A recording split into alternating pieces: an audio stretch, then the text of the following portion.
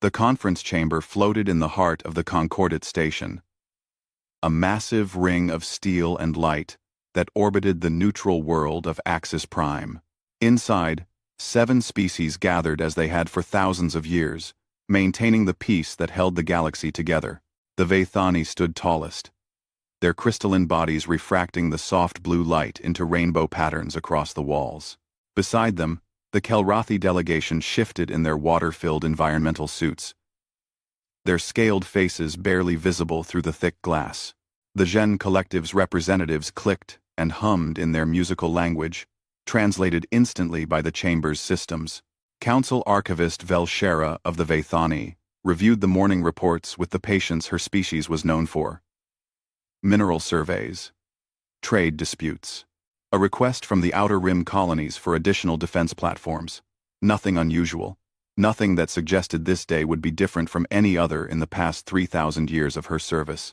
Then the alert came. A distress signal from Mining Colony 774, a small operation on the frozen world the colonists had named Hope's End. The message was garbled, broken by interference, but certain words came through clearly. Discovery, structure, ancient, help. Velshara felt the familiar tingle of concern through her crystalline neural network. Archaeological discoveries were not uncommon, but something in the tone of the message felt different. She authorized an investigation team immediately. The team arrived at Hope's End 3 days later.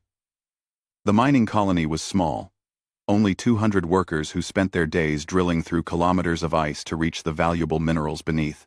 They had found something else instead. Dr. Thren Malarix, a Gen scientist with 14 PhDs and a reputation for careful work, led the investigation team down into the mining shaft. The ice walls glowed with embedded lights as the elevator descended. Down and down, past layers of ancient ice that held the history of this dead world in frozen silence. Finally, at a depth of 8 kilometers, the elevator stopped. What they found took Thren's breath away. The ice had been cleared from a section of wall, revealing metal beneath. Not just any metal. The surface was dark, almost black, but it reflected light in a way that seemed impossible. Patterns covered the metal, swirling designs that hurt to look at for too long. And it was huge. The mining team had only revealed a small section, perhaps 20 meters across, but the metal continued in every direction, disappearing into the ice. "This is not natural," Thren said, his translator rendering his clicks and chirps into galactic standard. Over the next week, the team brought in heavy equipment. They melted the ice carefully, revealing more and more of the structure. It was not a building. It was something far larger. The metal surface curved, suggesting a cylindrical or oval shape. Thren's instruments detected hollow spaces beyond the metal, vast chambers that extended hundreds of meters. "It's a ship," one of the assistants said, voice filled with awe. "We found a ship. But what kind of ship, and who built it?" Velshara arrived on Hope's End 2 weeks after the initial discovery. She stood in the massive excavation chamber they had carved from the ice, staring up at the revealed section of hull. It was enormous. The team had now cleared nearly 100 meters of the structure, and still it continued into the ice in all directions. She placed one crystalline hand against the metal. It was cold, of course, after so many years buried in ice. But there was something else. A feeling. A sense of waiting. "Have you identified the builders?" she asked Thren. The Gen scientist displayed a hologram from his portable computer. Architectural patterns appeared in the air, rotating slowly. "We have compared the designs to every known species in the database. No matches. However, there is something interesting. Look at these proportions." The hologram zoomed in on a section that appeared to be a doorway. The dimensions suggested the builders were roughly 2 meters tall. Bipedal, with grasping appendages. "These proportions match one species in our historical records," Thren said quietly.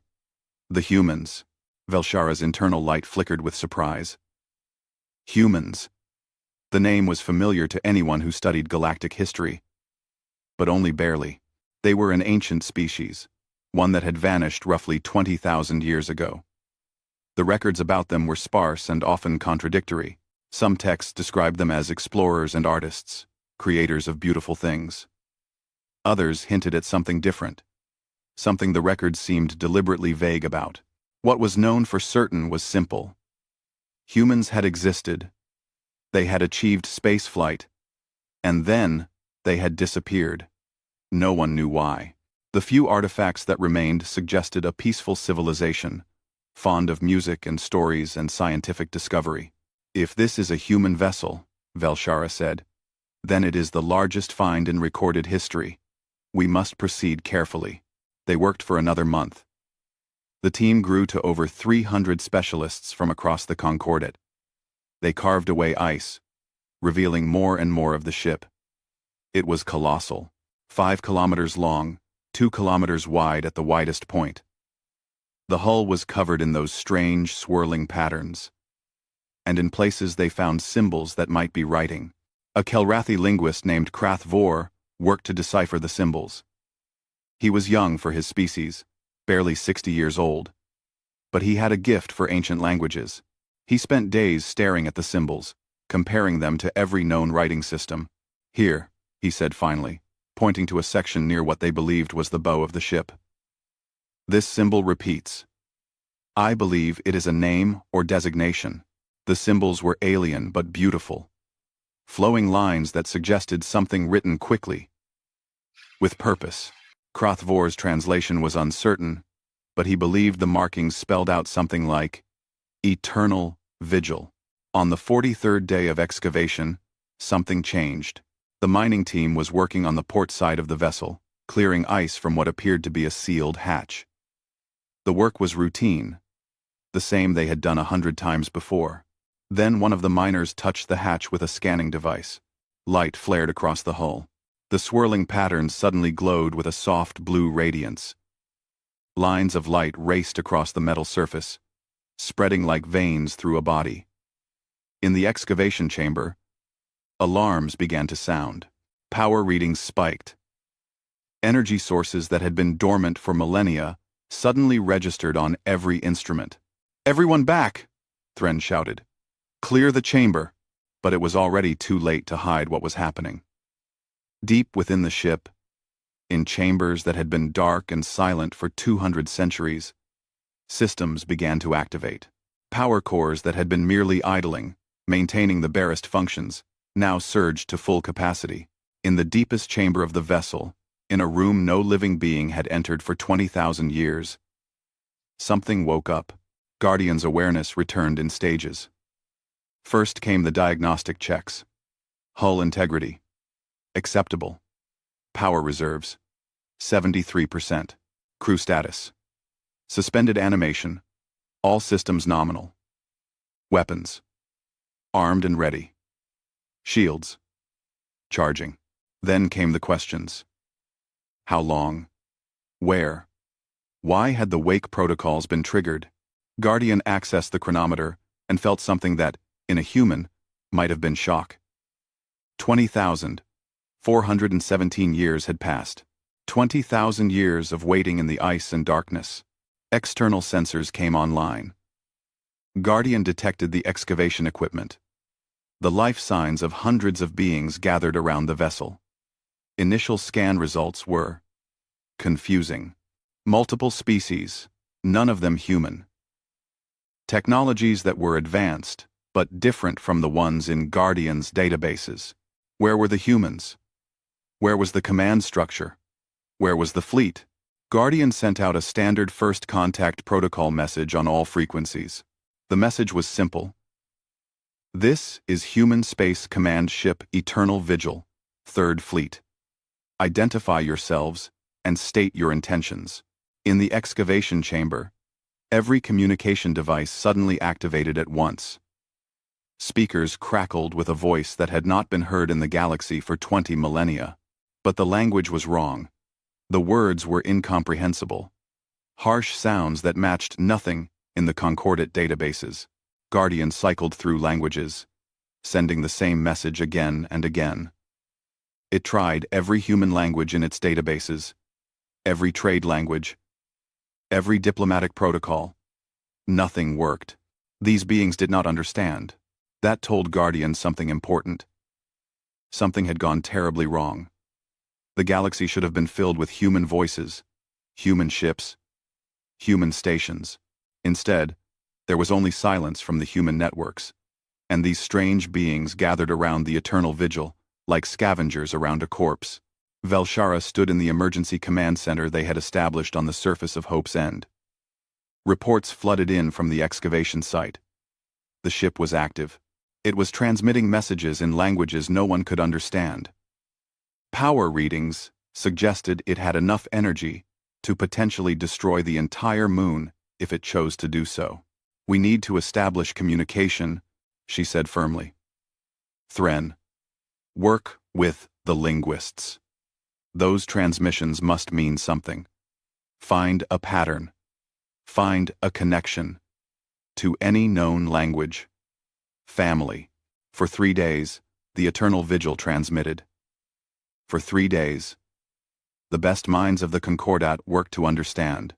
The linguists tried everything, but the languages were simply too old, too removed from anything currently spoken in the galaxy. Then, Krathvor had an idea. He was reviewing the oldest texts in the Concordat archives, documents from the founding period of galactic civilization, roughly 18,000 years ago. Most species had oral traditions that went back further, stories passed down through generations. In the Kelrathi legends, there were tales of the first teachers, beings who had come from the stars when the Kelrathi were still primitive, still living in the oceans of their homeworld. The first teachers had shared knowledge, had helped the Kelrathi reach for the stars. Other species had similar stories. The Vathani spoke of the crystal singers, who had taught them mathematics and science.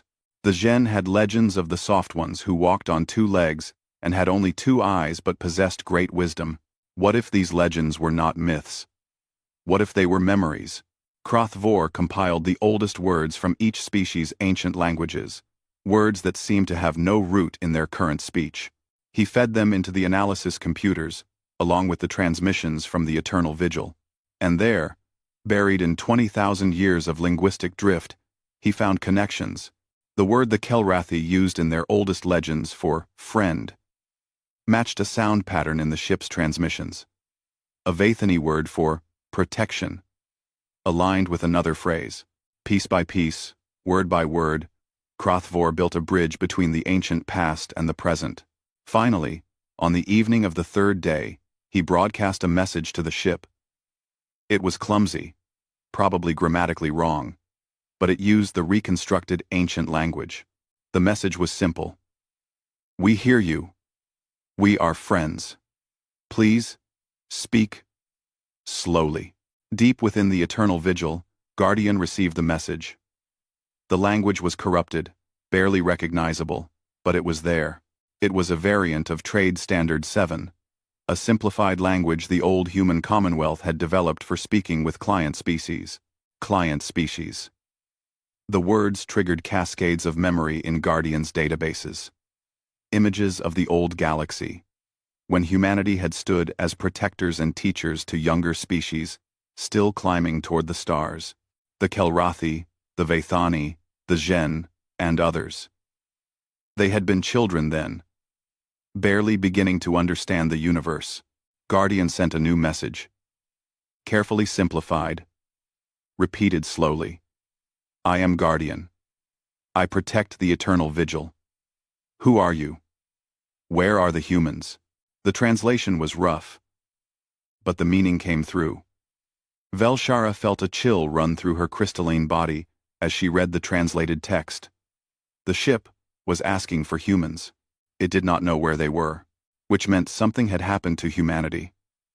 Something catastrophic enough that this ship, this ancient vessel, had been left waiting in the ice while the rest of the human race vanished. "Tell it we do not know," Velshara said quietly. "Tell it we are the Concordat, the joined species of the galaxy. Tell it humanity disappeared 20,000 years ago, and we thought they were extinct." The message was translated, encoded, and transmitted. Deep in the ice, Guardian processed this information. Humanity was gone. The species it had been built to protect, the civilization it had served, had vanished while it slept. For 20,000 years, the eternal vigil had stood watch over nothing. But Guardian's duty was not complete. There were protocols, backup plans, contingencies.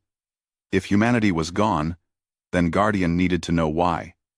And it needed to know if the threat had returned. The threat. The reason for the vigil, in the first place. Guardian sent a new message. The Devourers. Are they gone? Did humanity defeat them? The Concordat translation team looked at the message in confusion. Devourers? The word meant nothing to them. They searched the databases, the historical records, the legends. There was nothing about any beings called Devourers. We do not know this word, they transmitted back. What are Devourers? And in that moment, Guardian understood the terrible truth. Humanity had won the war. They had driven back the Devourers, had saved the galaxy, had protected their client species, and then humanity had set this watch, these ships hidden across the galaxy, to ensure the Devourers never returned. But in the 20,000 years since, the memory of that war had faded. The younger species had forgotten. They had inherited a safe galaxy and never knew the price that had been paid for it. Guardian's response was simple, a statement that carried the weight of eons. They are coming back, and you are not ready. The Concordat Council convened an emergency session, 12 hours after Guardian's warning. Representatives from all 7 member species filled the chamber, their translators working overtime as everyone tried to speak at once. The air was filled with clicks, hums, crystalline chimes, and the bubbling sounds of the Kelrathi language. Velshara stood at the center podium, her crystalline form reflecting the agitated lights of the chamber. She raised one hand for silence, and eventually, the noise died down. We have a situation that requires careful consideration, she began. The vessel we discovered on Hope's End is not simply an archaeological find. It is an active military ship, and its artificial intelligence claims that an ancient threat is returning to our galaxy. An AI from 20,000 years ago? Council Speaker Thren Moore, a Vathani elder, chimed skeptically. How can we trust anything it says? Its data is ancient. Its species is extinct. For all we know, its programming has degraded over the millennia. The ship's systems appear to be functioning perfectly, Thren Malarix reported. I have reviewed the diagnostic data it has shared. This vessel is a masterwork of engineering. Its power generation alone surpasses anything we currently possess by a factor of 10. Krathvor stood, his environmental suit hissing slightly as he moved. There is something else the Council should know. I have been researching our oldest legends, comparing them to what the ship's AI has told us. I believe I have uncovered something significant about humanity's true history. He activated a holographic display. Images appeared in the air above the Council floor. Ancient texts from 7 different species. Passages that had been dismissed as mythology for thousands of years.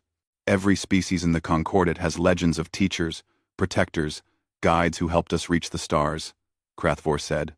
We have always assumed these were symbolic stories, perhaps exaggerations of actual historical events.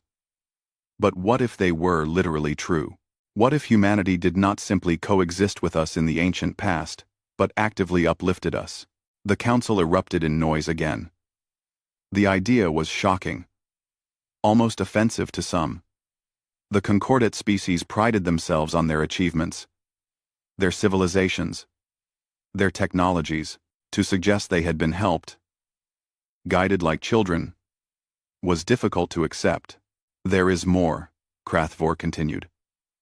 I cross-referenced dates in our oldest records.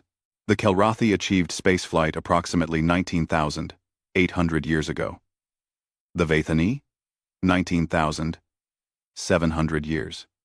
The Gen? 19,900 years. All of our species reached the stars within a span of about 500 years. He let that information sink in. In the vast timescales of galactic history, 500 years was nothing. The odds of 7 species, all independently achieving spaceflight in such a narrow window, were astronomical. Humanity disappeared approximately 20,000 years ago, Krathvor said quietly. Right after all of us reached the stars. I do not believe that is a coincidence. Velshara felt something she rarely experienced. Uncertainty. If Krathvor was right, if humanity had indeed been the protectors and teachers of the younger species, then everything the Concordat thought it knew about its own history was wrong. We need to know more, she said. We need to speak with this guardian entity directly. We need to understand what threat it believes is coming. The communication team established a more sophisticated link with the Eternal Vigil. They had been working around the clock to reconstruct the ancient languages, and their translations were improving. Still, many concepts did not translate well, separated by 20,000 years of linguistic evolution. Guardian agreed to share its records. The data transmission took hours, terabytes of information flowing from the ancient ship to the Concordat computers. Historical files, tactical databases, species profiles, and most importantly, mission recordings from the war. Velshara watched the first recording alone in her quarters. She wanted to understand before she shared this with anyone else. The hologram materialized above her desk. It showed a human woman in a military uniform standing on the bridge of a starship. The woman looked tired, her face lined with stress, but her eyes were sharp and focused. Admiral's log. Stardate 7834.2. The woman said. This is Admiral Catherine Voss of the HSC Prometheus. We have engaged the Devourer fleet in the Epsilon sector. Initial losses are heavy. The Devourers have adapted to our weapons faster than expected. The view shifted to show a tactical display. Velshara leaned forward, trying to understand what she was seeing. The scale of the battle was beyond anything in Concordat experience. Thousands of ships on each side, exchanging fire across light seconds of space.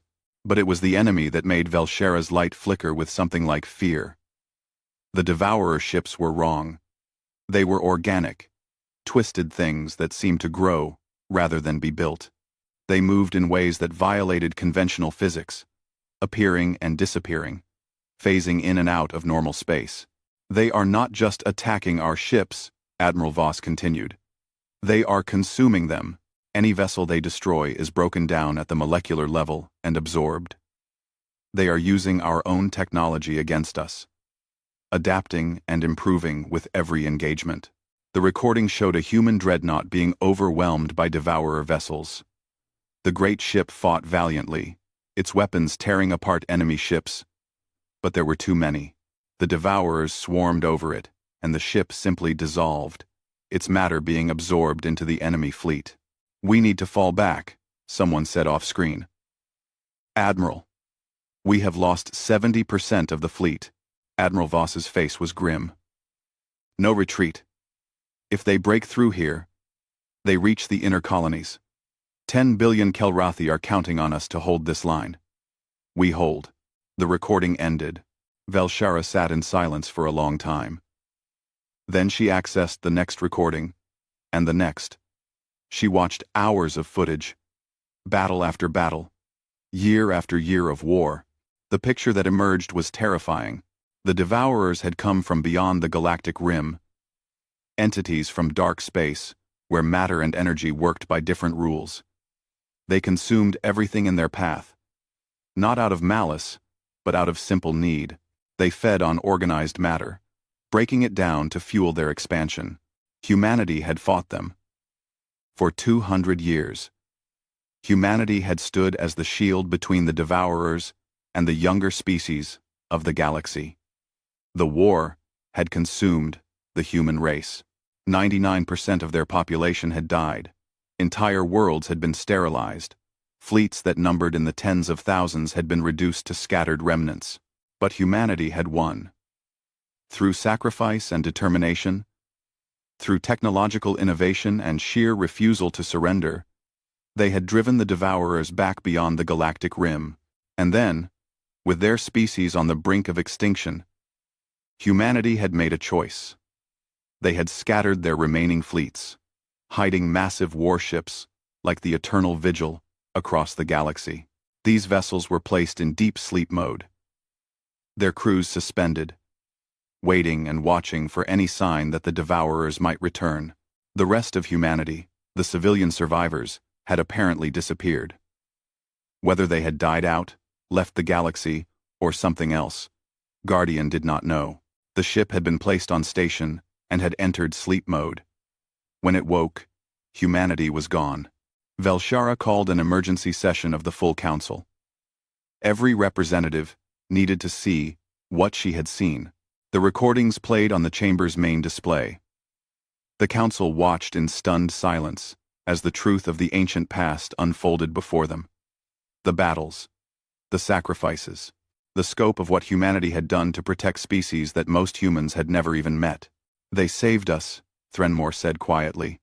"While we were barely learning to leave our homeworlds, they were dying to protect us. And we forgot," Krathvor added. "We took credit for our own achievements and forgot who had made them possible." The question now was whether Guardian's warning was real. Was the threat truly returning? Or was this simply ancient paranoia from a damaged AI? The answer came 3 weeks later. A Concordat patrol fleet, routine border watch near the galactic rim, detected an anomaly.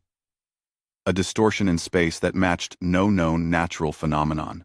The fleet commander, a cautious Vathani named Kelthorn, ordered a probe sent to investigate.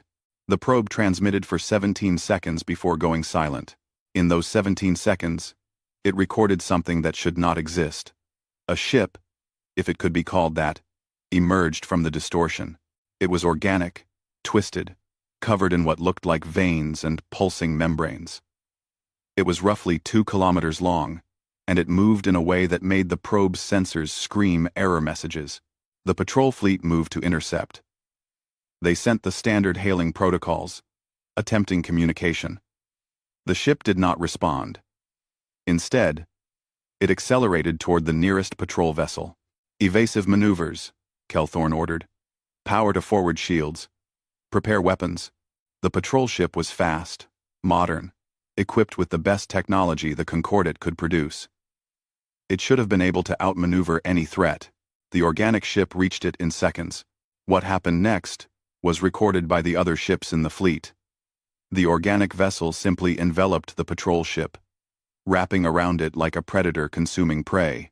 There was a brief moment where the patrol ship's shields flared, trying to resist. Then the shields collapsed, and the ship began to dissolve. Kelthorn watched in horror as the patrol vessel, along with its crew of 300, was broken down at the molecular level and absorbed into the organic ship. The process took less than 30 seconds.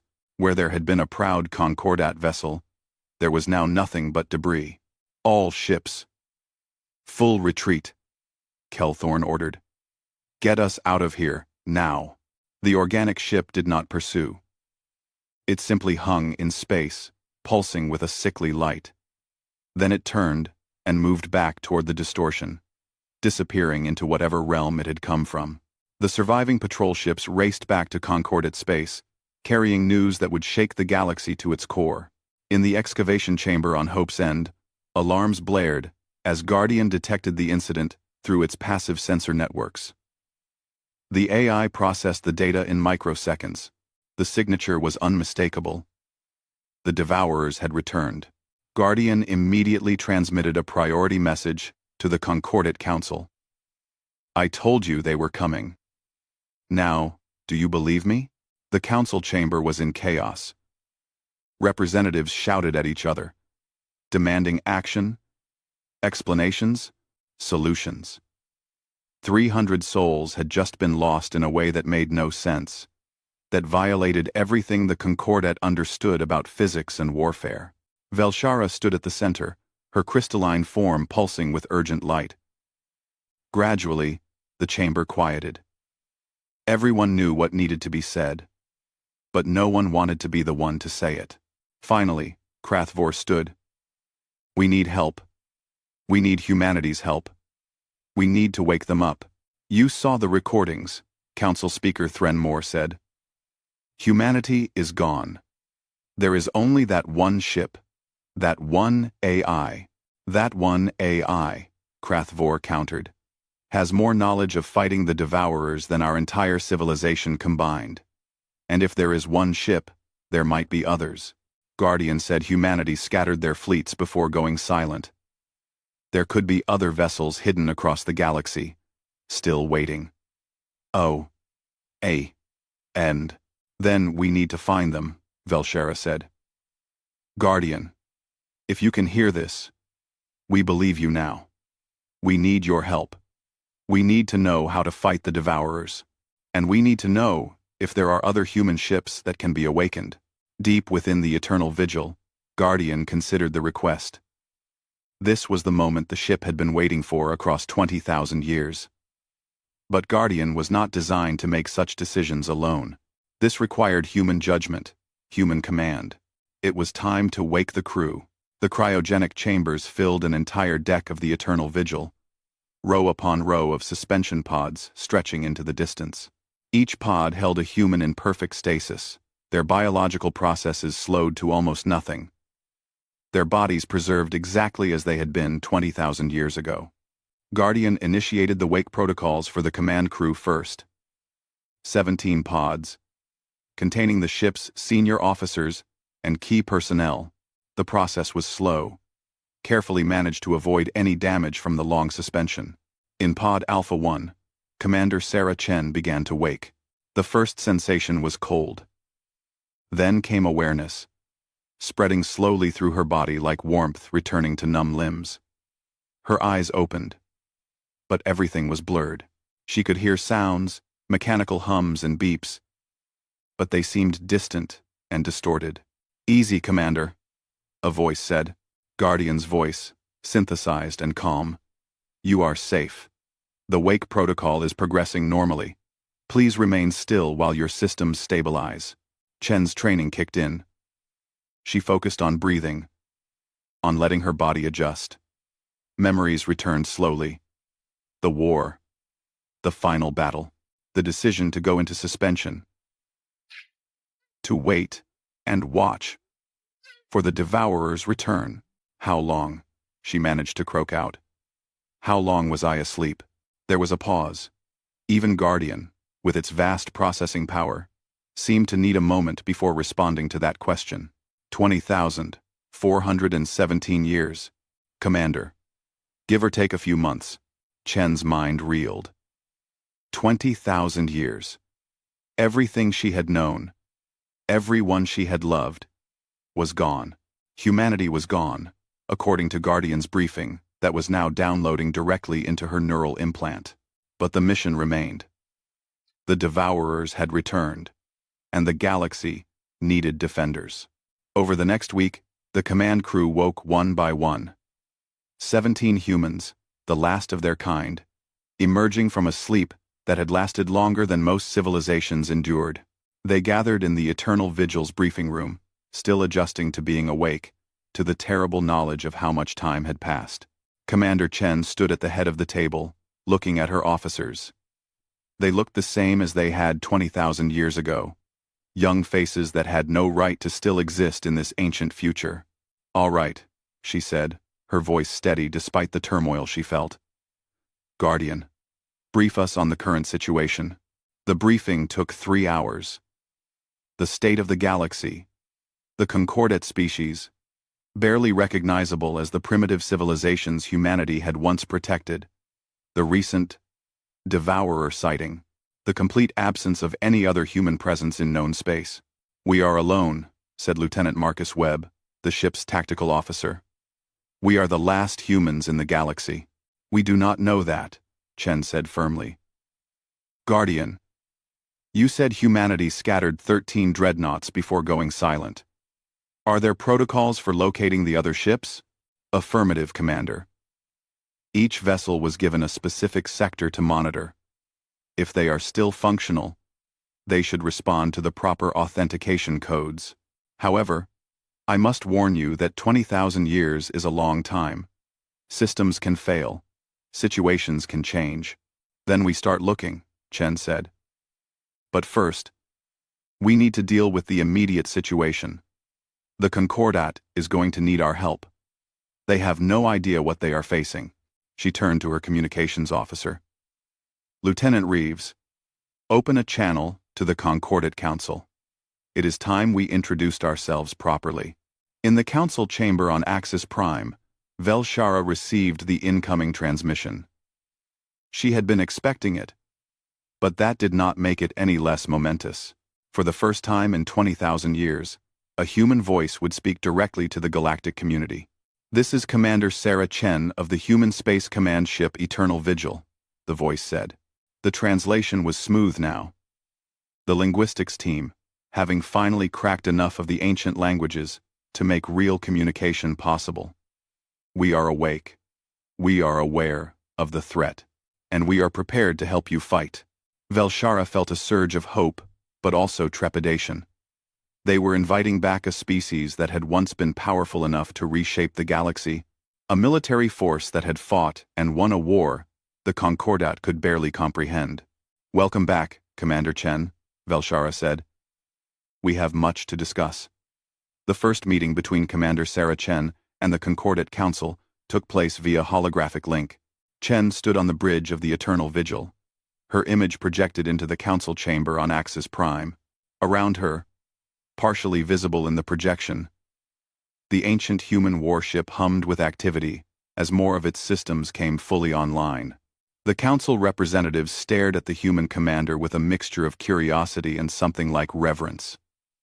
This was a being from legend, from the ancient past, standing before them, as real as any of them.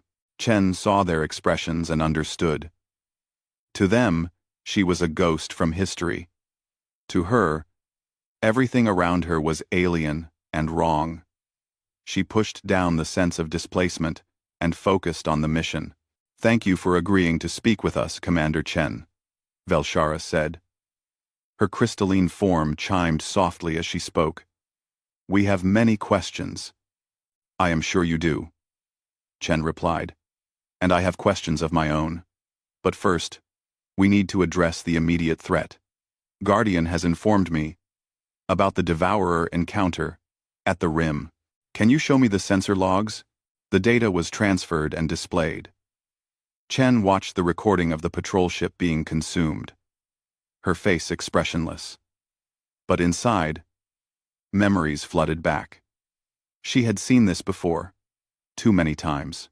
The way the Devourers moved, the way they fed, the casual efficiency of their destruction. "That is a scout vessel," she said when the recording ended.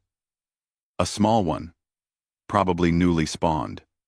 If they are sending scouts, it means they are testing the galaxy's defenses, probing for weaknesses." "How do we fight them?" Krathvor asked. He had been studying the human military records, trying to understand the tactics. "Our weapons barely affected it. Our shields failed in seconds."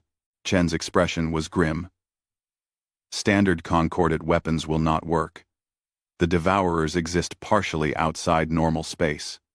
They can phase through conventional shields. Their organic hulls adapt to energy weapons within minutes. You need specialized technology to hurt them. Technology we do not have," Threnmore said. "No," Chen agreed. "But we do. The Eternal Vigil is equipped with weapons specifically designed to fight the Devourers. Phase-aligned particle cannons, gravitic disruptors, singularity torpedoes. These weapons work by disrupting the Devourer's connection to their home dimension. Can this technology be shared?" Velshara asked carefully. "Can we equip our fleets with these weapons?" Chen considered. This was delicate. Humanity had developed these weapons through 200 years of desperate warfare, paid for with billions of lives. The technology was incredibly dangerous in the wrong hands. But the Concordat was not the wrong hands. They were the species humanity had died to protect. "Yes," she said finally. "We can share the technology. But I need to be clear about something. These weapons are not easy to use. They require precise calibration. They are also very expensive in terms of power and resources." You will need to retrofit your entire fleet, and that will take time.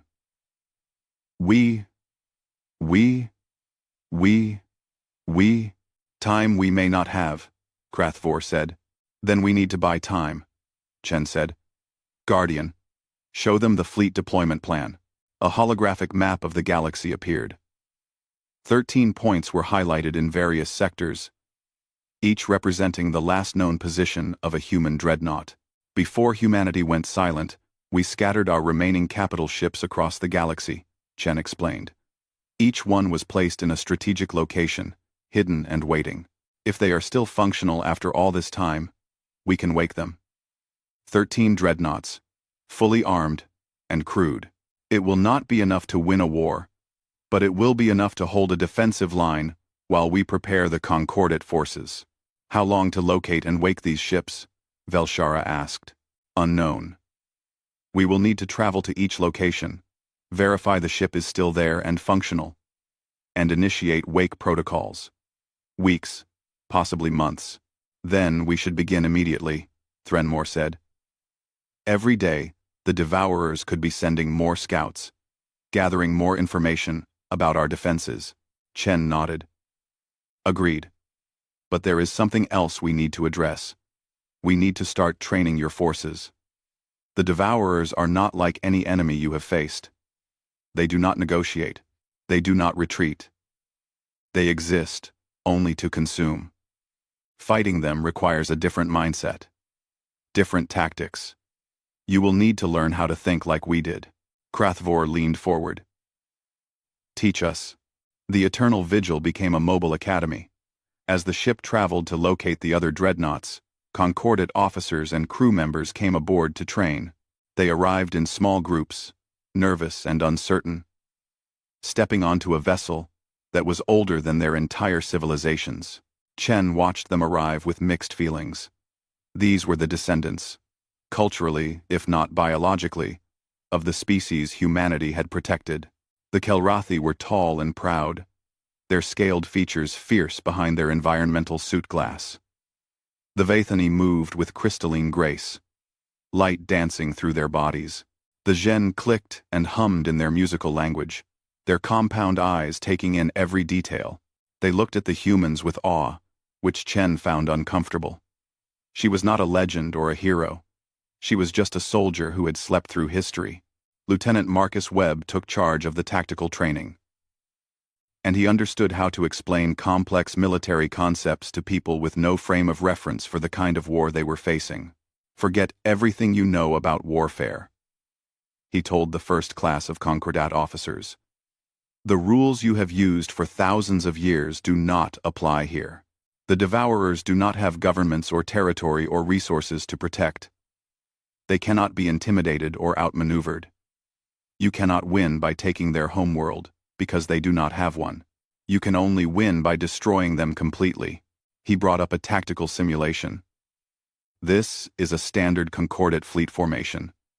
3 capital ships, 12 cruisers, 30 frigates, arranged in a defensive sphere. Against a conventional enemy, this is excellent. Against the Devourers, you will all be dead in 4 minutes. He ran the simulation. The Concordate officers watched in horror as their formation was torn apart. The Devourers phased through the defensive lines, appearing in the middle of the fleet, consuming ships faster than the others could react. The problem, Webb explained, is that you are thinking in 3 dimensions. The Devourers operate in at least 5. They can move through hyperspace, normal space, and several other dimensions we do not fully understand. Your sensors cannot track them. Your weapons cannot hit them. Your shields cannot stop them. Then how did humanity fight them? A Kelrathi officer asked. His name was Krathvor's younger cousin, Threnkal, and he had volunteered for the training immediately. We learned to think like them, Webb said. We developed sensors that could detect dimensional fluctuations. We created weapons that fired into multiple dimensions simultaneously, and we accepted that fighting them meant accepting terrible losses. He brought up a different simulation. This one, showing a human fleet formation. It looked wrong to the Concordat officers. Ships spread out in a pattern that seemed to have no defensive value. Human formations were designed around the assumption that half your ships would be destroyed in the first engagement, Webb said bluntly. We spread out to minimize losses. Positioned ships to create overlapping fields of fire in multiple dimensions, and kept reserves ready to fill gaps in the line. The simulation ran. This time, when the Devourers attacked, the human fleet responded. Ships died, but the formation held. Weapons fired from unexpected angles, hitting Devourers as they phased in and out of space. Slowly, painfully, the human fleet won. That is how you fight them, Webb said. With cold efficiency and the willingness to sacrifice anything to win. The Concordat officers looked shaken. This was not how they fought. The Concordat had enjoyed peace for thousands of years. Their military was designed for peacekeeping and border patrol, not total warfare. But they learned. Over the following weeks, as the Eternal Vigil traveled from system to system, searching for the other dreadnoughts, the Concordat officers absorbed everything the humans could teach them. Chen spent her time working with the senior commanders, the fleet admirals and strategic planners. She found them competent but naive. Like children playing at being soldiers. You think war is something you can control, she said during one planning session. You think if you are smart enough, strategic enough, you can win, without losing anything important. But the Devourers will teach you that war is chaos. It is sacrifice. It is making impossible choices, and living with the consequences. Velshara, who had joined the strategic planning team, chimed thoughtfully. Is that what happened to humanity? You made those impossible choices? Chen was quiet for a moment. Yes. We made the choice to fight instead of running. We made the choice to protect species we barely knew instead of saving ourselves.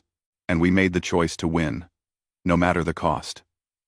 By the end, there was almost nothing left of us. But we won. And that had to be enough. Do you regret it? Velshara asked. Every single day, Chen said. But I would make the same choices again, because the alternative was watching the galaxy die. The first sister ship was located in the Ashara Nebula, a dense cloud of gas and dust that made sensors nearly useless. The dreadnought was hidden in the heart of the nebula, powered down to almost nothing, invisible to anyone who did not know exactly where to look. Guardian sent the activation codes, and for a tense hour, there was nothing. Then, slowly, the signature appeared. The HSC Indomitable was waking up. Chen led a shuttle through the nebula to dock with the Indomitable. The ship was similar to the Eternal Vigil in design but larger, built more for direct combat than long-term patrol. Its hull was scarred from ancient battles, but it was functional. She found the bridge and accessed the ship's AI. Identify. Commander Sarah Chen. Authorization, Omega 7-4. Authorization confirmed, the ship's AI responded. Its voice was different from Guardian's, younger and more aggressive. I am Sentinel. Status query. Has the enemy returned? In quote. Yes, Chen said. The Devourers are back. We are waking the fleet. Understood. Initiating crew revival protocols. Commander, I should inform you that my crew complement is at 67%. We lost 33% of personnel during the final battles before we went into hiding. Chen closed her eyes. More ghosts. More reminders of what the war had cost. Understood. Sentinel. Wake who you have. We need every soldier. Over the next 3 months, Chen and the Eternal Vigil located 8 more dreadnoughts. Not all of them had survived the long sleep. The HSC Retribution had suffered a power core failure 5,000 years ago and was nothing but a frozen tomb. The HSC Defiance had been discovered and partially salvaged by a curious Concordat research team 200 years ago, its crew lost. But 8 ships woke and joined the growing human fleet. 8 dreadnoughts.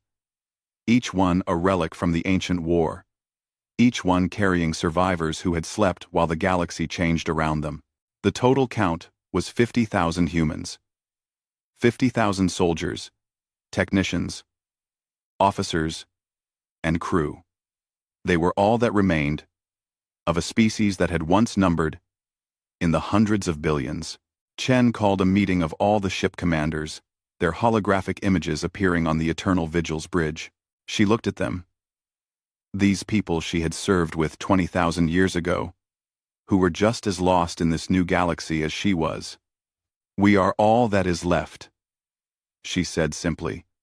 "Humanity is us. 8 ships and 50,000 people. It is not enough to rebuild our civilization, but it is enough to fight. It is enough to do what we were born to do. Protect those who cannot protect themselves." Commander Zhao of the HSC Indomitable spoke up. "What about the Concordat? Will they accept our help, or will they see us as a threat?" "They will accept our help," Chen said, "because they have no choice. But we need to be careful. We are not coming back as conquerors or saviors. We are here as allies, as teachers. The galaxy belongs to them now. We are just here to make sure they get to keep it." The fleet gathered in the Epsilon sector, the same region where humanity had fought some of its most desperate battles 20,000 years ago. The human ships hung in space, their dark hulls barely visible against the stars, their weapons charged and ready. Chen stood on the bridge of the Eternal Vigil, looking at the tactical display. 8 dreadnoughts. It was not the thousands that humanity had fielded in the old war, but it would have to be enough. "All ships, this is Chen," she broadcast. "We have been asleep for 20,000 years. We have woken to find ourselves alone, the last of our kind. But our mission has not changed. The devourers are returning, and there are people who need our protection. So we do what we have always done. We stand between the darkness and the light. We hold the line. For humanity. For the galaxy. We hold. For everyone who trusted us to keep them safe." 50,000 voices responded as one. "We hold the line." On Axis Prime, Velshera watched the human fleet on her monitors. 8 ships, such a small force. But as she reviewed the tactical data, she began to understand. Each of those ships had the firepower to destroy a Concordat battle group. Each of those ships carried weapons and technologies that the Concordat could not match. And each of those ships was crewed by soldiers who had fought and won the most terrible war the galaxy had ever known. Perhaps 8 ships would be enough after all. Then the alarm started screaming. On the galactic rim, long-range sensors detected a massive distortion forming. It was not a single ship this time. It was hundreds of them, pouring through the dimensional barrier like a flood breaking through a dam. The Devourers were not sending scouts anymore. They were sending an invasion fleet, and they were heading straight for the heart of Concordat space. The war room on Axis Prime had never been so crowded. Representatives from all 7 Concordat species packed the chamber alongside human officers who looked distinctly uncomfortable in the ornate surroundings. Commander Chen stood at the central holographic display, her weathered face illuminated by the tactical projections showing the advancing Devourer fleet. 347 ships, she said, her voice cutting through the nervous chatter. "That is what we are facing. Our sensors have confirmed they are headed toward the Viridian cluster, which contains 17 inhabited systems and a combined population of 43 billion. The numbers hung in the air like a death sentence. The Concordat had never faced anything on this scale. Their largest military action in the past 1,000 years had been a peacekeeping operation involving 36 ships. "How long do we have?" Velshara asked. 6 weeks, Lieutenant Webb answered. "Maybe 7. If they stop to consume the outer colonies first. Probably less. 6 weeks to prepare 43 billion people for evacuation?" Threnmore's crystalline voice chimed with barely controlled panic. "Impossible. The logistics alone would take months." "Then we do not evacuate," Chen said flatly. "We fight." The room erupted. Concordat representatives spoke over each other, translators struggling to keep up with the cacophony of languages. "Fight with what?" a Gen admiral demanded. We have 200 ships scattered across the entire Concordat. Even if we gathered them all in one place, they would not stand a chance against a fleet that size.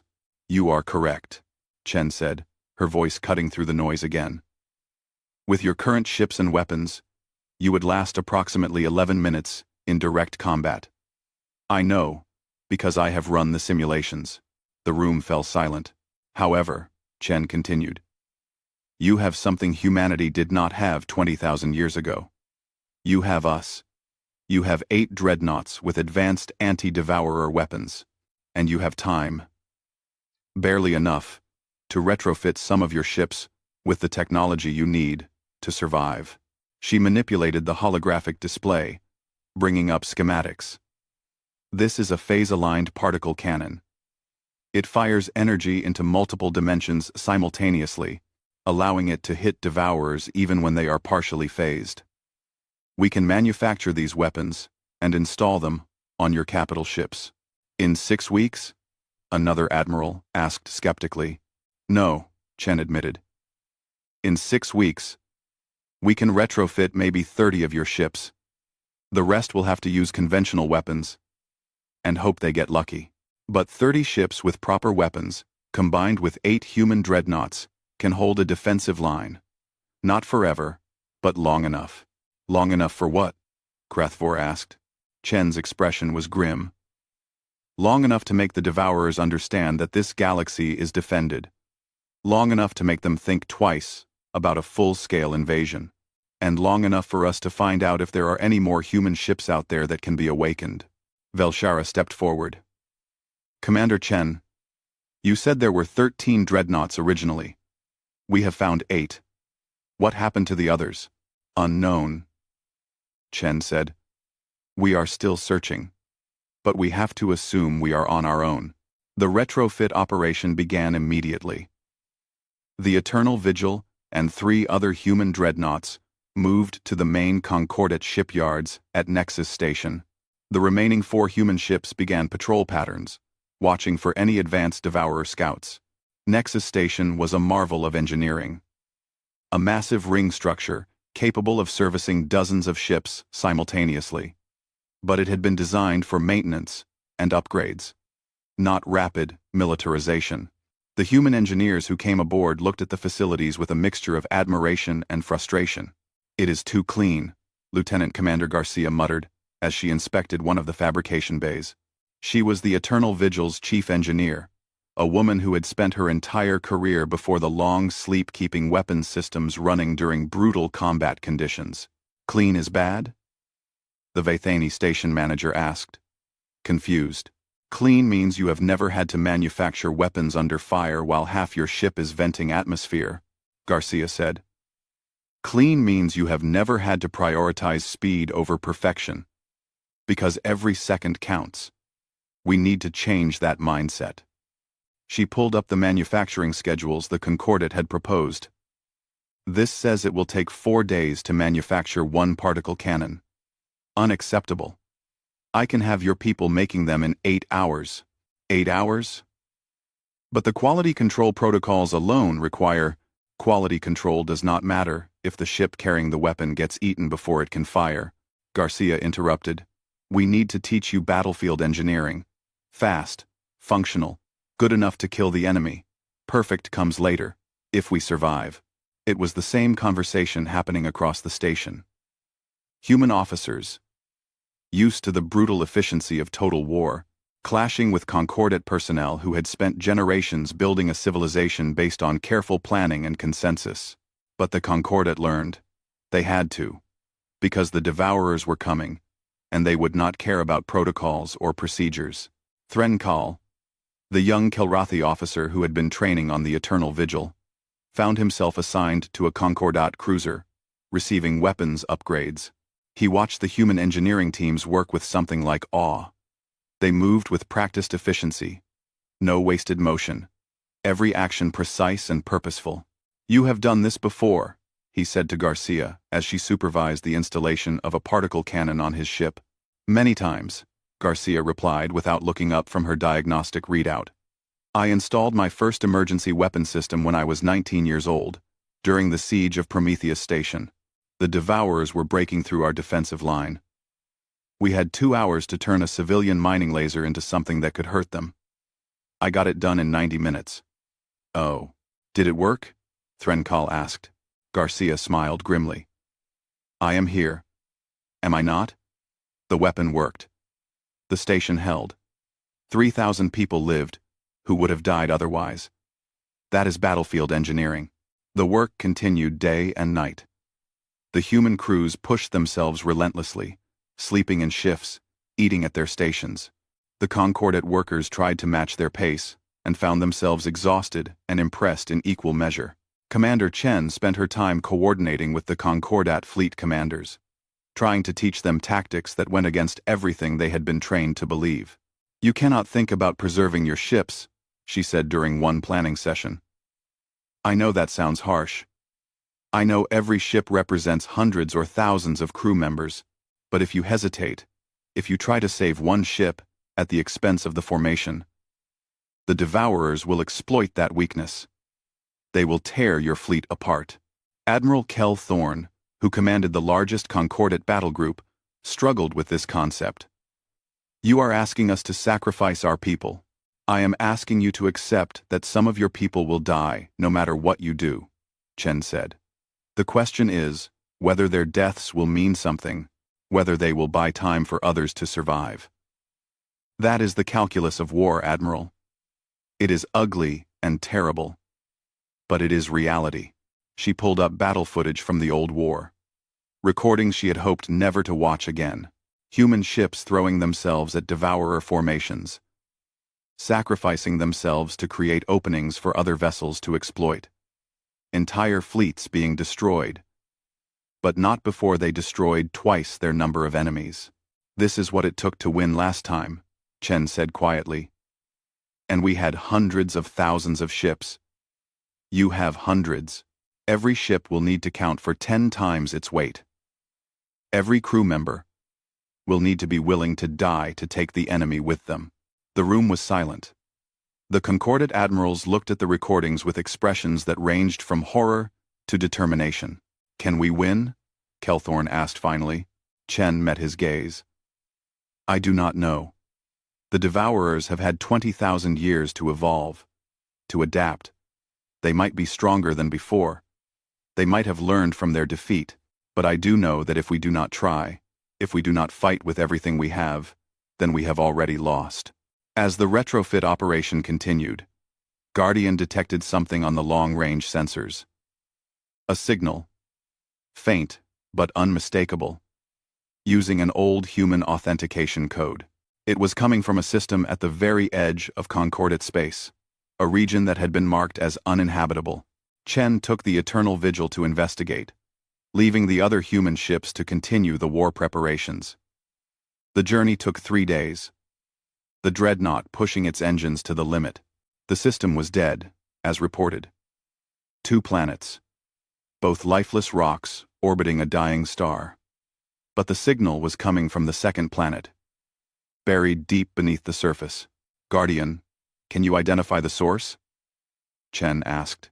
Scanning, the AI replied. Confirmed. The signature matches the HSC Valiant, one of the missing dreadnoughts. However, the signal is weak. The ship may be damaged. Chen led a landing team down to the planet's surface. They found the entrance to a massive underground facility, carved into the bedrock and sealed with blast doors that still bore the scars of ancient weapons fire. Someone tried to get in, Lieutenant Webb observed. These marks are consistent with heavy plasma weapons, probably fired within the last 100 years. They forced the doors open and descended into the facility. The corridors were dark, emergency lighting flickering weakly. The air was stale, but breathable. They found the Valiant in a vast underground hangar. The ship was in bad shape. Hull breaches covered half the vessel. One of the main engines was completely destroyed, and there were bodies, human bodies, preserved in the cold, dry air of the facility. Chen felt her stomach turn. These were her people, Her comrades from 20,000 years ago. They had died fighting something. Their bodies scattered around defensive positions throughout the hangar. "Guardian, access the Valiant's logs," she ordered. "Find out what happened here." The logs painted a grim picture. The Valiant had gone into hiding as planned. But 3,000 years ago, the facility had been discovered by a pirate fleet. The pirates had tried to break in, wanting to salvage the ancient technology. The Valiant's crew had woken to defend their ship. They had won, driving off the pirates. But the battle had damaged the ship's cryogenic systems. The crew could not go back to sleep. They had made a choice to stay awake, to remain on station, knowing they would age and die while waiting for the threat to return. The last log entry was from Captain Maria Rodriguez, dated 63 years after the battle. "This is my final entry. I am the last survivor. The others have passed over the years. I am old now. Too old to matter anymore. But I have kept the ship functional. I have kept the weapons armed. If the Devourers return, the Valiant will be ready, even if I am not here to fight beside her. To whoever finds this, tell them we kept faith. Tell them we held the line, even in the dark, even alone. Humanity endures." Chen closed her eyes, fighting tears. Captain Rodriguez had lived and died alone, aging naturally, while the rest of humanity slept, keeping one last vigil in the darkness. "We need to repair this ship," Chen said. "Rodriguez kept it functional. We can get it fighting again." "That will take weeks," Webb said. "We do not have that time." Then we take the Valiant's weapons," Chen decided. "Strip everything we can use and install it on Concordat ships. Rodriguez died to keep these weapons ready. We will not waste her sacrifice." The salvage operation took 5 days. They removed the particle cannons, the torpedo launchers, the gravitic disruptors. Everything that could be moved was transported up to the Eternal Vigil and then to Nexus Station. Chen left a marker in the underground facility, a simple monument to Captain Rodriguez and her crew. They held the line. The inscription read, "Humanity remembers." Back at Nexus Station, the preparations entered their final phase. 30 Concordat ships now carried human weapons, their crews trained in basic anti-devourer tactics. It was not enough. Chen knew it was not enough. But it was what they had. The combined fleet assembled in the Ashara Nebula, the same place where humanity had fought some of its most desperate battles in the Old War.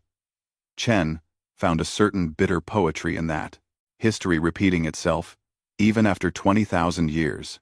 8 human dreadnoughts formed the core of the formation. Around them, 30 Concordat ships with upgraded weapons. And beyond those, another 150 Concordat vessels with conventional armaments, ready to provide support, fire, and harassment.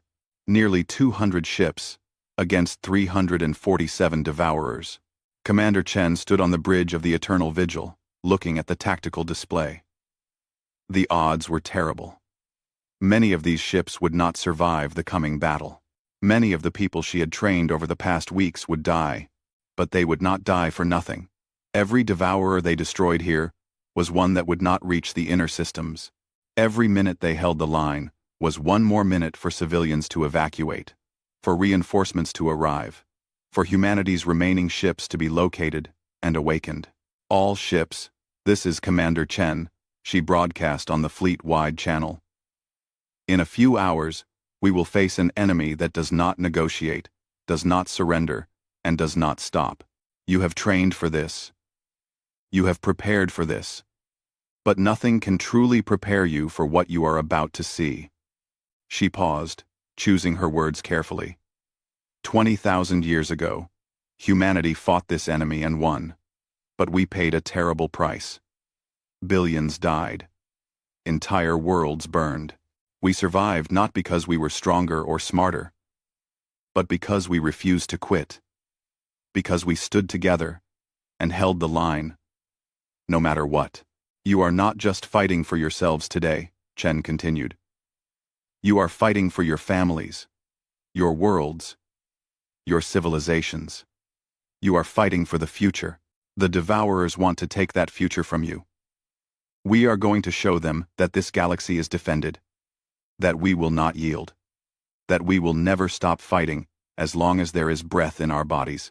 Humanity stood alone against the darkness once, she said. Today, we stand together, human and Kelrathi, human and Vaithani, human and Jen, all of us, united against the enemy that threatens us all. So when the battle starts, when things look desperate, remember this. You are not alone. None of us are alone anymore. We hold the line together. Across the fleet, 200 ships acknowledged the message. Different species, different cultures, different technologies, but all of them united by one simple purpose: to survive. On the bridge of the Eternal Vigil, Guardian spoke quietly to Chen. Commander, sensors are detecting spatial distortions at the edge of the nebula. The Devourers are arriving. All ships to battle stations, Chen ordered. Power to weapons and shields. The wait was over. The war had begun again. The Devourers emerged from hyperspace, like nightmares made real. Their ships were wrong in a way that hurt to look at, organic vessels that pulsed and writhed as they moved through space.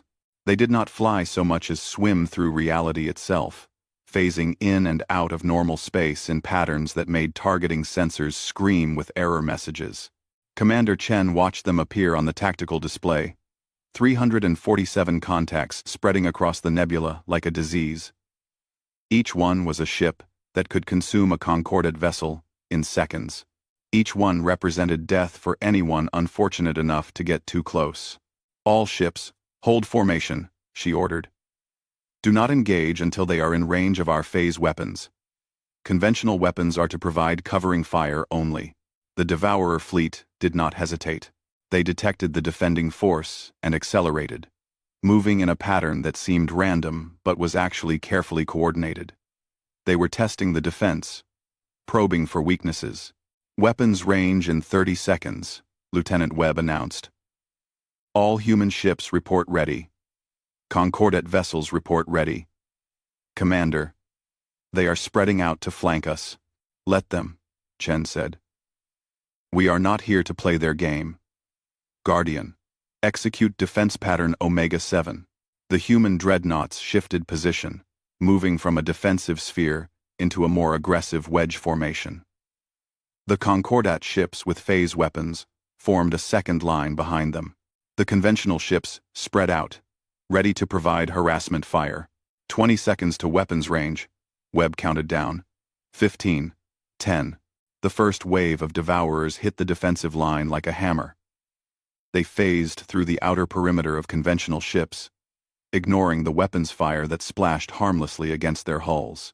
The Concordat crews fired desperately, knowing their weapons were doing almost nothing but firing anyway because doing something felt better than doing nothing. Then the Devourers reached the second line, and everything changed.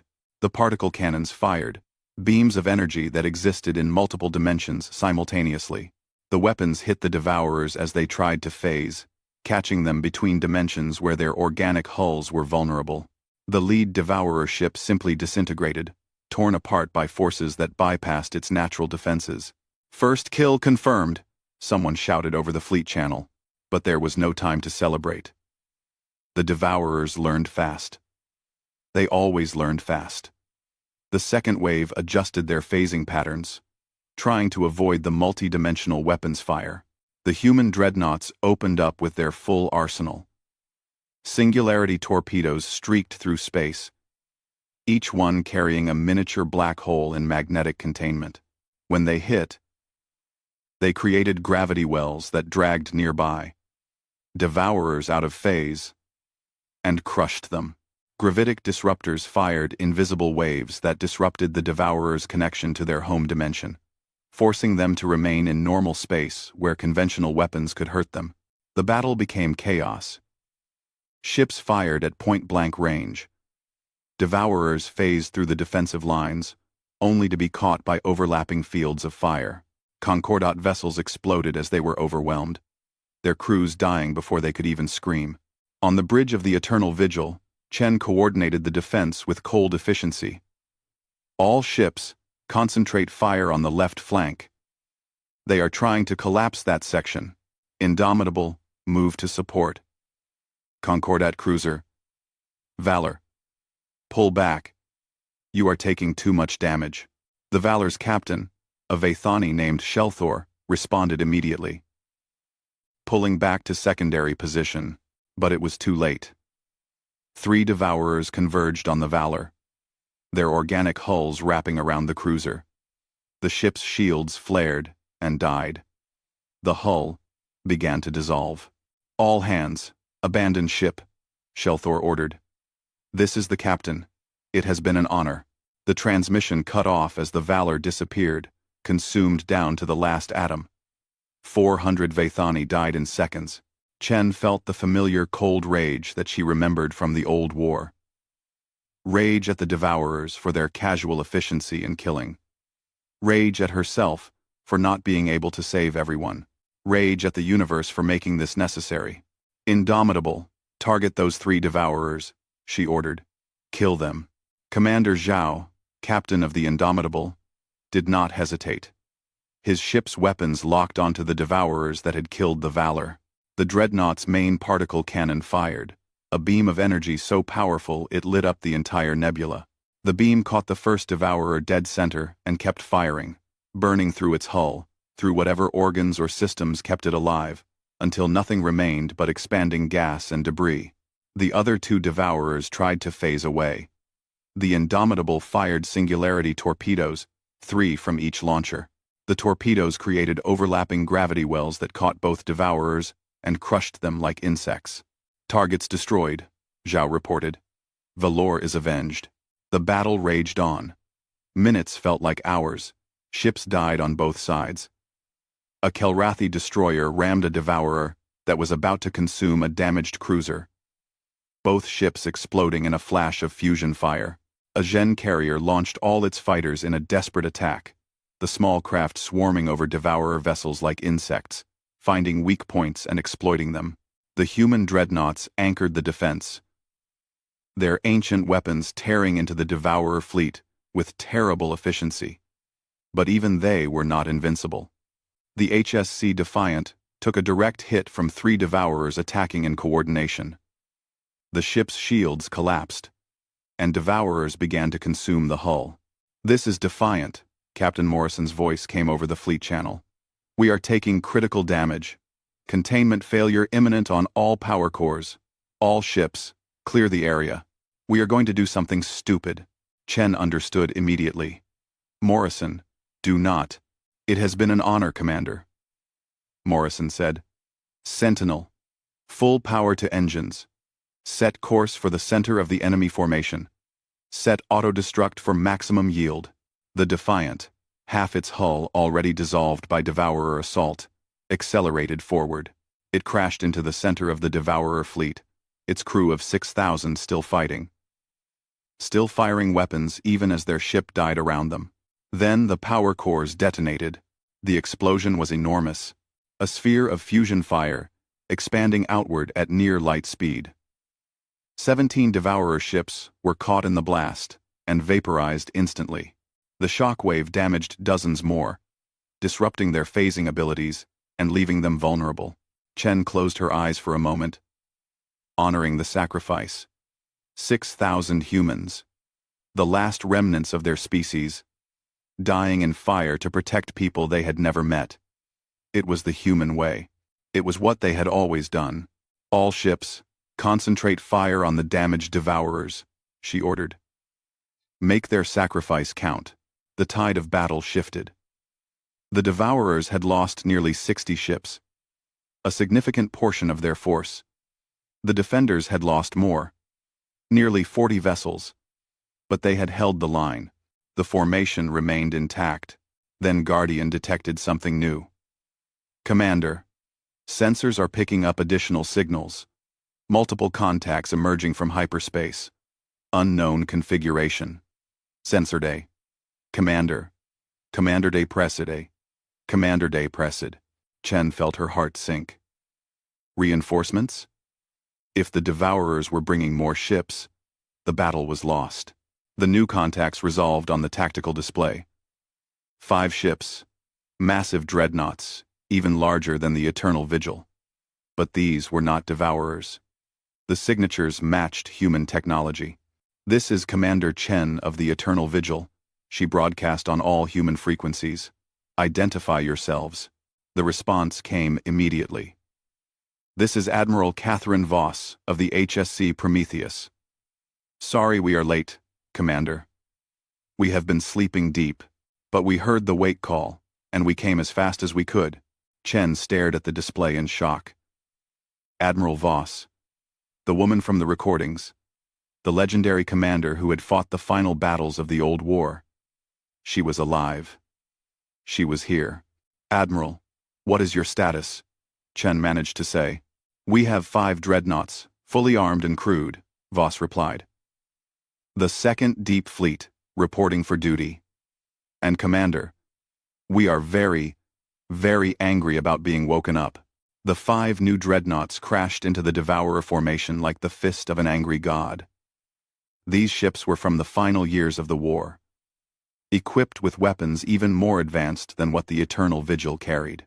They had been humanity's last reserve, hidden so deep in dark space that even Guardian had not known their exact locations. The Prometheus opened fire with weapons that made reality itself scream. Quantum disruptors that unraveled the Devourers at the subatomic level. Void cannons that fired projectiles made of collapsed spacetime. Dimensional anchors that trapped Devourers in normal space and held them there while other weapons tore them apart.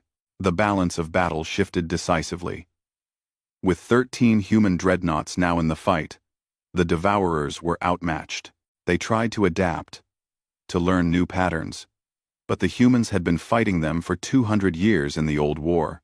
Every trick the Devourers tried, humanity had seen before. "All ships, press the attack," Admiral Voss ordered. "Do not give them time to regroup. Kill them all." The combined fleet surged forward, human and concordate ships fighting side by side, their weapons coordinated, their tactics synchronized.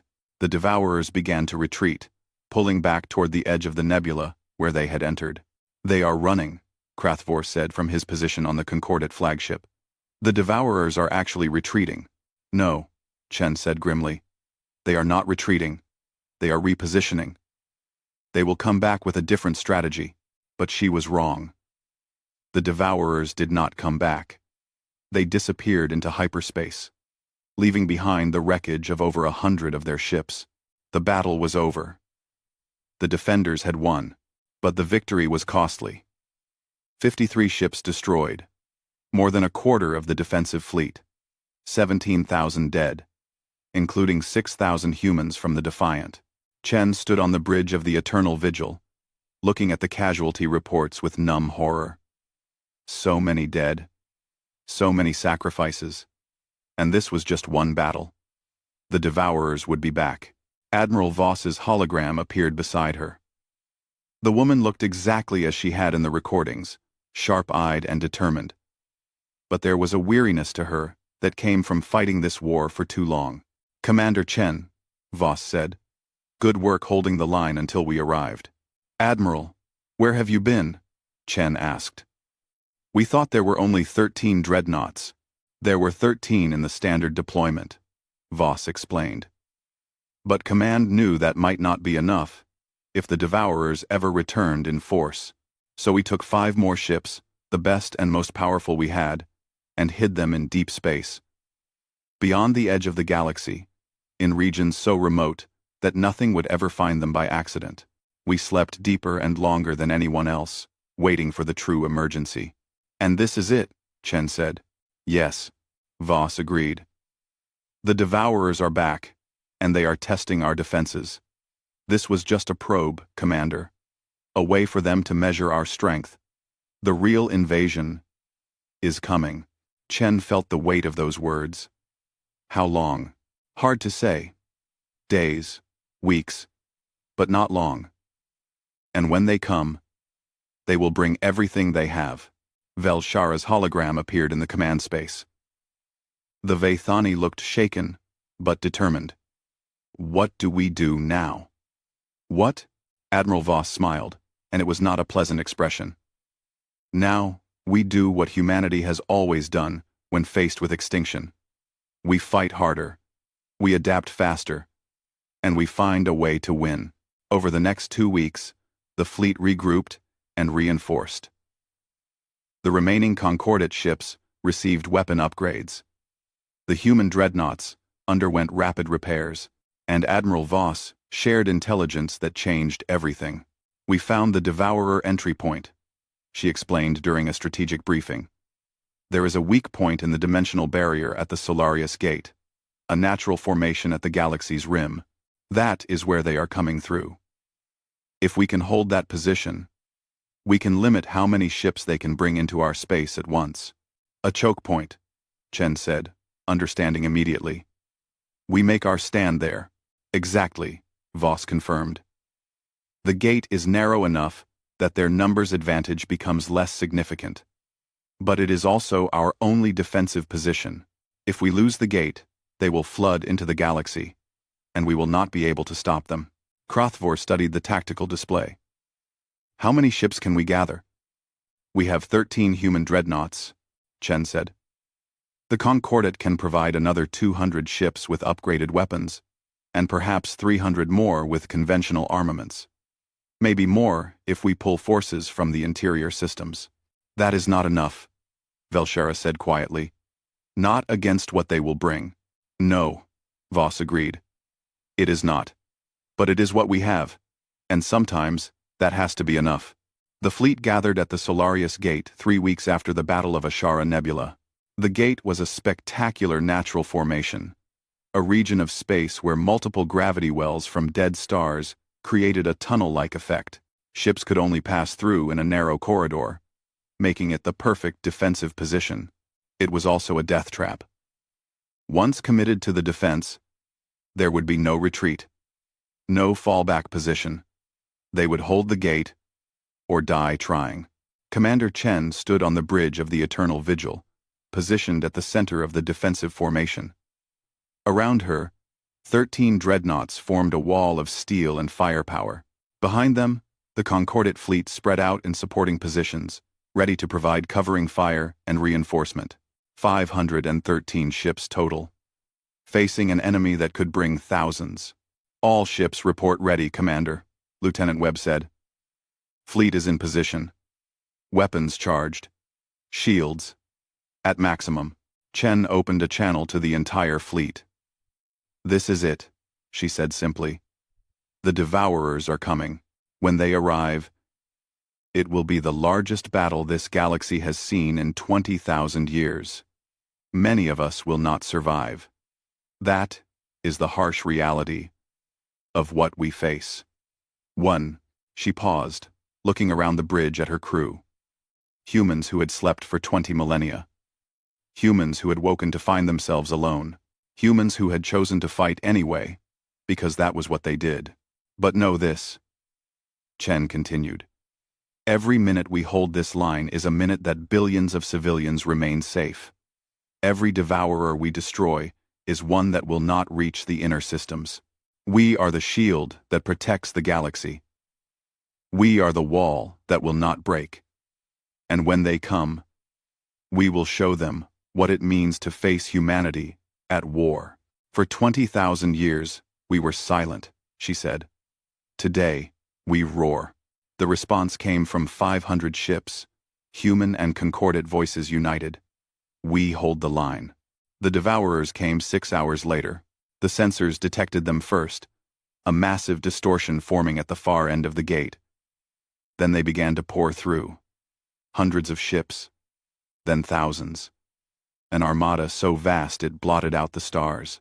Tactical count, Chen ordered, her voice steady despite the terror of what she was seeing. 8,647 contacts, Webb said, his face pale. Commander, they brought everything. This is not a raid. This is an invasion force. 8,000 ships against 500. Chen felt a moment of despair. They could not win. The numbers were impossible.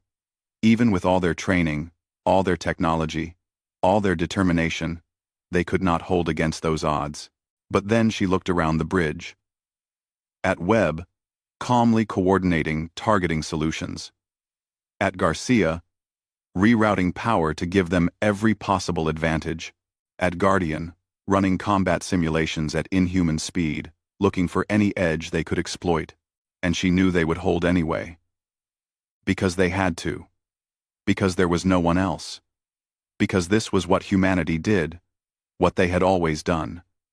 They stood in the impossible places and refused to move. All ships, engage at will, Chen ordered. Make every shot count. Make every sacrifice mean something. Show them that this galaxy is defended. The Battle of Solarius Gate began. The human dreadnoughts formed the core of the defense, their weapons firing continuously, creating a wall of multi-dimensional fire that nothing could pass unharmed. The Concordate ships supported them, their crews fighting with a courage born of desperation and hope. Ships died by the dozens. A Kelrathi battlecruiser rammed a Devourer capital ship, both exploding in nuclear fire. A Vathani carrier sacrificed itself to save a damaged human dreadnought, positioning itself between the dreadnought and an overwhelming Devourer assault. The humans fought like the ghosts they were. Ancient soldiers from a dead civilization, making their last stand in defense of the children they had once protected. The HSC Indomitable took catastrophic damage but kept fighting, half its hull destroyed but its weapons still firing. The HSC Prometheus led suicidal charges into the enemy formation, its crew singing their ancient battle hymn as they killed. And slowly, impossibly, the line held. Not because they were stronger, not because they were smarter, but because they refused to break. Commander Chen watched her tactical display through the smoke and fire of the ravaged bridge. The Eternal Vigil had taken heavy damage. Half her weapons were offline. The shields were failing. But she kept fighting, kept calling targets, kept coordinating the defense. Commander, we have lost 4 dreadnoughts, Webb reported. Concordate casualties are at 60%. We cannot hold much longer. Monday, we hold as long as we have to, Chen said. Then she accessed a secure channel to Admiral Voss. Admiral, I am going to do something. Voss's hologram appeared. The woman's face covered in blood from a bridge injury. Commander, do not do what I think you are about to do. The Eternal Vigil has a singularity drive, Chen said, designed as a last resort weapon. If I overload it, I can collapse it into a controlled black hole. The gravity well will destabilize the gate. It will seal the dimensional barrier for decades, maybe centuries. No more Devourers can come through. Chen, that is suicide, Voss said. You and your crew. Where you end? You and your crew. Where you end? My crew will evacuate, Chen said. But I am staying. Someone needs to pilot the ship into position. Someone needs to make sure it works. She looked at her bridge crew. Everyone off the ship. That is an order. Life pods are prepped and ready. Go. Now. Webb stood at his station, shaking his head. With respect, Commander, screw that. If you are staying, we are staying. Marcus, Chen began. We have been together for 20,000 years, Webb said. We slept together. We woke together. If this is the end, then we face it together. The whole crew agrees. We already took a vote, while you were talking to the Admiral. Chen looked around the bridge. Every crew member was nodding. They had all decided to stay. To die with their ship, with their commander. You are all idiots, Chen said, tears streaming down her face. Beautiful, brave idiots. The best kind, Garcia said with a bloody smile from the engineering station. Chen made her decision. Gordian. Plot a course straight into the center of the gate. Emergency power to engines. Prepare for singularity. Drive overload. Course plotted, Commander, Gordian said. I should note, that it has been an honor serving with you for these 20,000 years. The honor was mine, old friend, Chen said. The eternal vigil, ravaged and dying, accelerated toward the gate. The other ships saw what was happening and pulled back, giving the dreadnought room. Admiral Voss broadcast on all frequencies. All ships, fall back to secondary positions. The eternal vigil is making a final run. Cover them. Give them the time they need. The fleet surged forward one last time, throwing everything they had at the devourers. They were buying time measured in seconds, but every second mattered. The eternal vigil reached the center of the gate, positioned perfectly between the dimensional barriers. The devourers, sensing danger, concentrated their fire on the dying dreadnought. The shields collapsed. Hull plates vaporized. The ship was coming apart. Singularity drive at critical, Garcia reported. Containment failure in 10 seconds. Chen opened one final transmission. This is Commander Sarah Chen, of the human space command ship Eternal Vigil. For 20,000 years, we stood watch in the darkness, waiting for this moment. We did our duty. We held the line. The galaxy is yours now. Concordat. Defend it well. The singularity drive collapsed. The artificial black hole formed, pulling in matter and energy and space itself. The gate twisted and buckled under forces that defied physics. The dimensional barriers screamed and sealed, cutting off the devourer invasion route.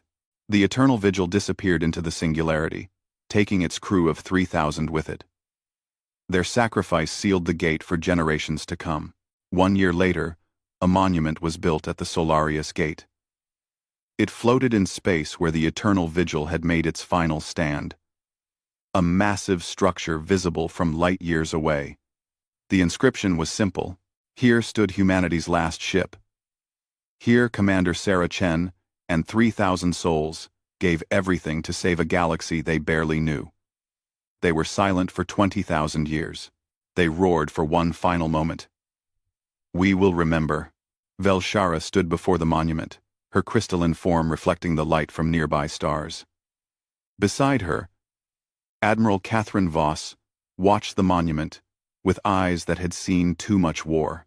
The gate is sealed, Velshara said. The devourers cannot return.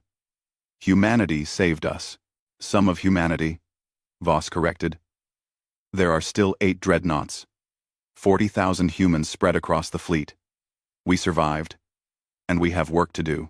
She pulled up a tactical display, showing the space beyond the galactic rim. Our deep space sensors have detected something. Power signatures. Ship signatures. Hundreds of them, scattered across dark space. Velshara looked at the display in wonder. More human ships? The Deep Fleet, Voss said. The last reserves, hidden in regions so remote we thought they were lost forever.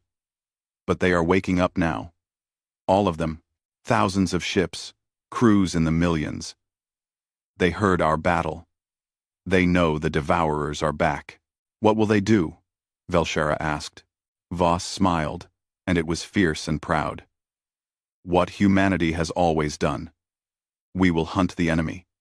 We will chase them back to whatever dark realm they came from, and we will make sure they never threaten anyone again. She looked at Velshara. The galaxy belongs to you and your people now. We gave you this gift at great cost.